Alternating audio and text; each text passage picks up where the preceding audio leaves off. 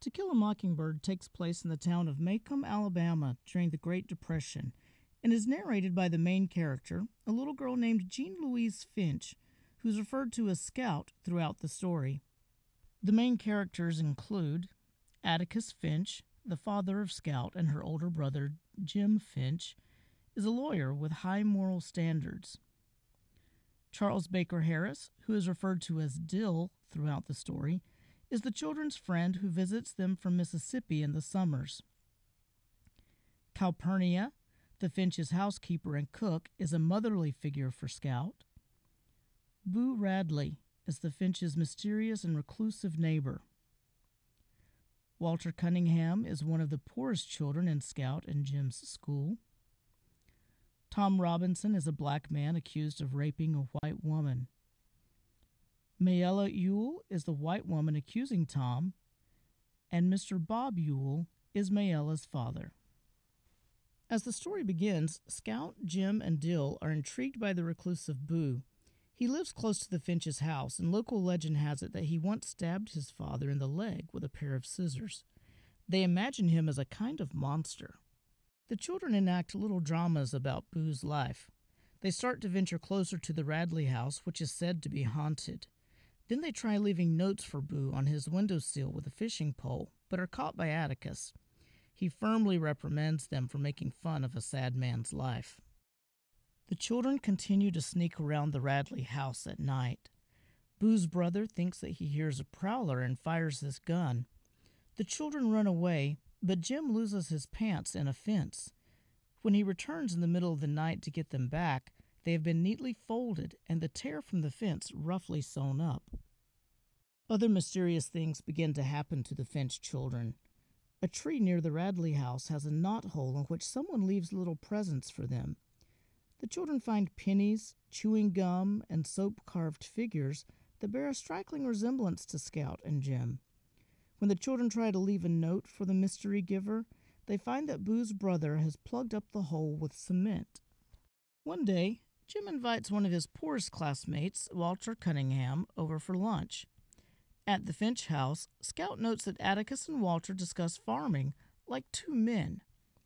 Walter asks for some molasses and proceeds to pour it all over his meat and vegetables. When Scout rudely asks what in the Sam Hill he is doing, Calpurnia gives her a lecture in the kitchen about how to treat guests, no matter what their background. Meanwhile, Atticus decides to take on a case involving a black man named Tom Robinson who has been falsely accused of raping a very poor white girl named Mayella Ewell. The Finch family faces harsh criticism in the heavily racist Maycomb because of Atticus's decision to defend Tom. Atticus believes both that Tom is innocent and that he has almost no chance at an acquittal. The white jury will never believe a black man over a white woman. Despite this, Atticus seeks to reveal the truth to his fellow townspeople.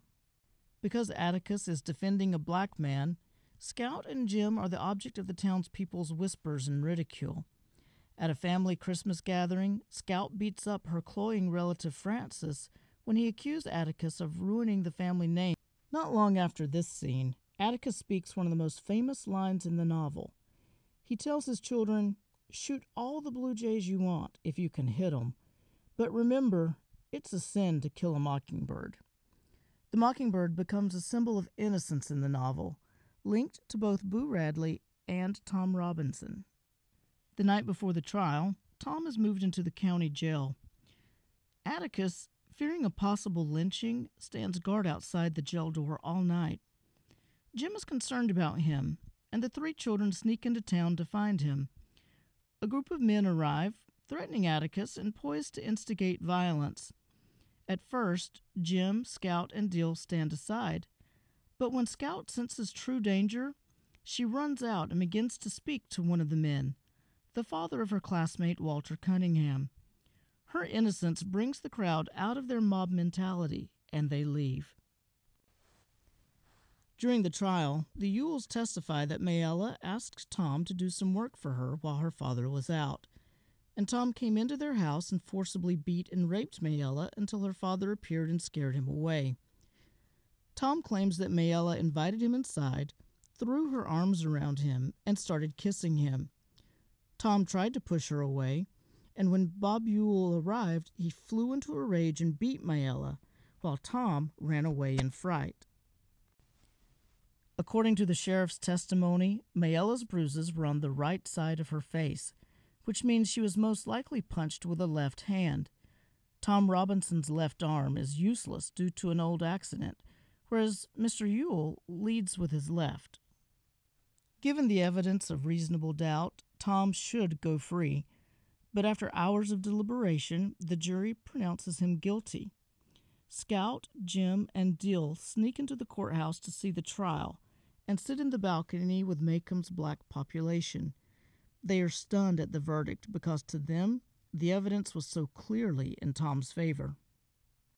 The verdict is tragic, but Atticus feels some satisfaction that the jury took so long deciding. Atticus hopes for an appeal, but Tom tries to escape from his prison and is shot to death in the process.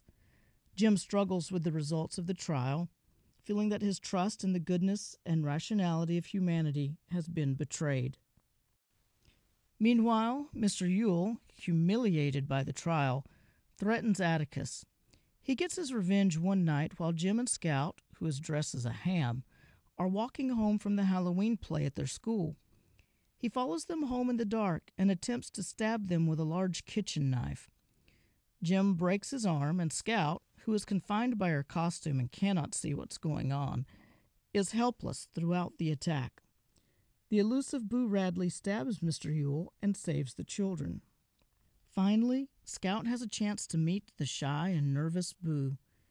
At the end of this fateful night, the sheriff declares that Mr. Ewell fell on his own knife, so Boo, the hero of the situation, won't have to be tried for murder. Scout walks Boo home and imagines how he has viewed the town and observed her, Jem, and Dill over the years from inside his home. Boo goes inside, closes the door, and she never sees him again.